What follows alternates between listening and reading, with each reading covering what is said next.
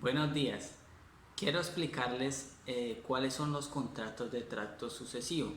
Muchos se habrán preguntado cuál es su definición. Esta definición la vamos a desarrollar de acuerdo al diccionario de la Real Academia Española, el cual nos define que la palabra tracto viene del latín tractus, que significa un lapso de tiempo. A su vez, el adjetivo sucesivo significa que va de un momento a otro y que entonces va perdurando durante el tiempo. Entonces tenemos que los contratos de tracto sucesivo es como ese lapso de tiempo que sucede o sigue sucediendo desde un determinado momento a otro.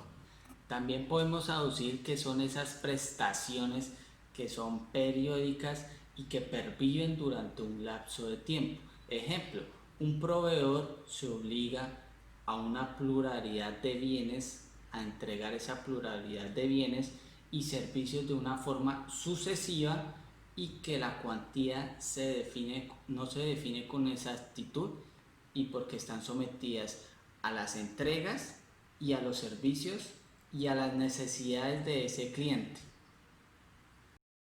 Vamos a dar unos ejemplos de los contratos de tracto sucesivo. Hay unos contratos de tracto sucesivo que son de ejecución continuada. Un claro ejemplo de estos es el contrato de arrendamiento. También tenemos el de ejecución periódica, que serían el suministro de agua o teléfono o el fluido eléctrico. También tenemos la ejecución intermitente, que podrían ser aquellos en donde el proveedor suministra una mercancía solicitada por el cliente bajo la demanda que él tenga, sin que haya unos plazos o una solicitud ni una regularidad entre las mismas. Entonces, estos son unos de los ejemplos que podemos dar en los contratos de tracto sucesivo. Dentro de los contratos de tracto sucesivo tenemos la teoría de la imprevisión. ¿En qué consiste esta teoría? En esas circunstancias extraordinarias, impredecibles, que no teníamos concertadas y que no sabíamos que iban a pasar. Ejemplo, uno de los casos que estamos viviendo en la actualidad es la pandemia del COVID-19. Esto no lo teníamos imprevisto y se dio por circunstancias extraordinarias en temas de salud. Esta teoría de la imprevisión nos da un claro ejemplo en el artículo 868 del Código de Comercio, en donde nos indica que nosotros, entre las partes, podemos hacer una revisión de ese contrato y que a través de esa revisión de ese contrato vamos a hacer unas modificaciones para su ejecución se dé entre las dos partes, sea el que lo contrató o el contratante. Continuamos con la teoría de la fuerza mayor.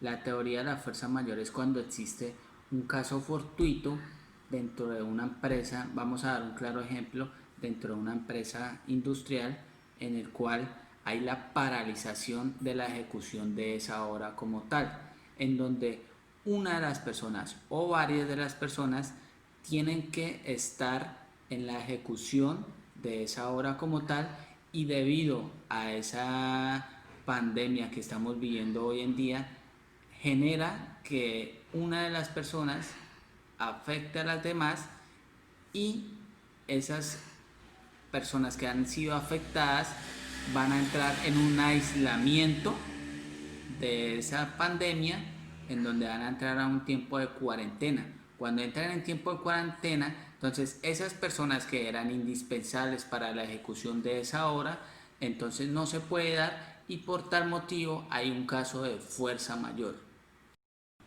Ahora vamos a ver lo que es la teoría de la asignación de riesgos. En materia de comercio no existe una regulación expresa en la asignación de riesgos.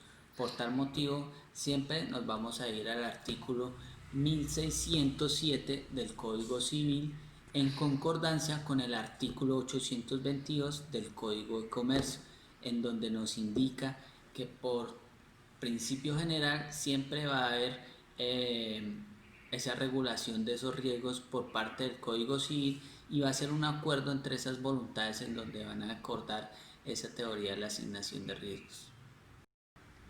Como conclusión, podemos definir que los contratos de tracto sucesivo van teniendo varias teorías, como la teoría de la imprevisión, la teoría de la fuerza mayor y la teoría de la asignación de riesgos, que ninguna de las partes tenía previstos para dejar contemplados en aquellos.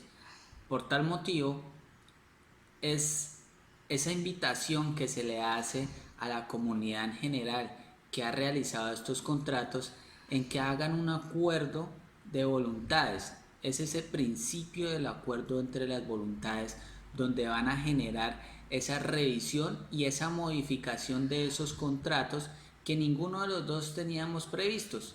Ejemplo, hoy en día estamos viviendo esta pandemia del COVID-19 que ninguna de las partes tenía previstos, porque esto ya es un tema de una pandemia a nivel mundial que nos está afectando a todas las personas.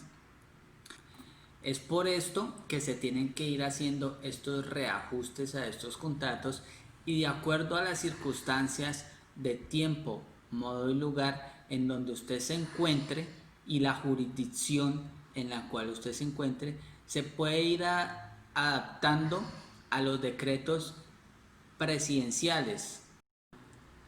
Entonces, de acuerdo a esas circunstancias en donde usted se pueda encontrar, tenemos que irnos rigiendo a los decretos nacionales, departamentales y municipales en los cuales nos van adaptando una serie de excepciones en las cuales podemos ir avanzando en los diferentes contratos y poder dar cumplimiento a los mismos. También tener las medidas de autoprotección, las medidas de bioseguridad, las cuales nos han generado de acuerdo a los decretos de la Secretaría de Salud. Por otra parte, me gusta mucho ese acuerdo entre voluntades, el principio del acuerdo entre voluntades, en donde esas las personas en donde vamos a tener ese llamado a prevenir, a evitar y corregir esas circunstancias que nos han generado esa imprevisión que no teníamos como tal de este COVID-19.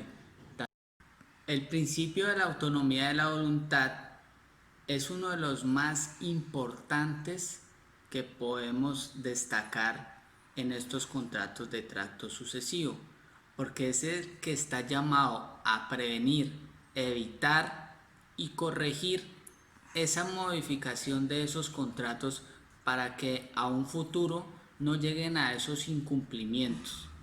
Es por esto que hay que tener en cuenta también los principios generales del derecho y los principios generales de la contratación, como lo es el del principio de la buena fe y la imprevisión.